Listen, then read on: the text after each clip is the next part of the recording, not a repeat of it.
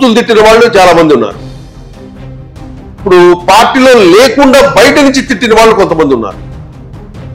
ఇప్పుడు శ్రీరెడ్డి ఆ అమ్మాయి అట్లా కొంతమంది అవుట్ సైడ్ నుంచి కొంతమంది కూడా మాట్లాడారు. వాళ్ళకు కూడా స్క్రిప్ట్ వెళ్ళింది. ఇప్పుడు వాళ్ళ కేసుల్లో కూడా వాళ్ళు అరెస్ట్ అయితే గనక మళ్ళీ వాళ్ళు ఇది సేమ్ ఇదే చెప్పారనుకోండి.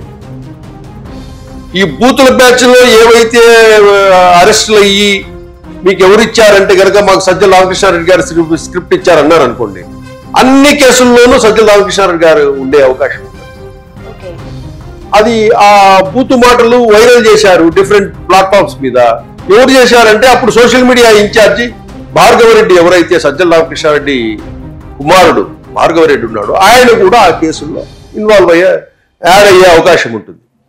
కాబట్టి ఇదంతా ఒక వ్యవస్థీకృతంగా ఆర్గనైజ్డ్ గా పొలిటికల్ పార్టీస్ ని డ్యామేజ్ చేయడానికి అందరూ కలిసి కట్టుగా వీటన్నిటిని ప్లాన్ చేశారనే భావన మనకు కలుగుతుంది. అంటే ఎవరే కానీ మమ్మల్ని ప్రశ్నించకూడదు, ఇంకా మేమే 30 ఏళ్ళు ఉంటాము అనే ఉద్దేశంతో వీళ్ళంతా ఏం చేశారంటే అందరినీ ఈ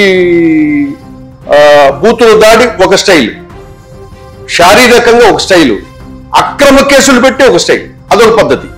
అంటే రకరకాల మార్గాలలో టీడీపీని జనసేనను ఎవరైతే ప్రత్యర్థ పార్టీలు ఉంటాయో ఆ లీడర్లను ప్లస్ వాళ్ళ పార్టీ అధ్యక్షులను వాళ్ళ కుటుంబాలను అందరినీ కూడా టార్గెట్ చేశారు.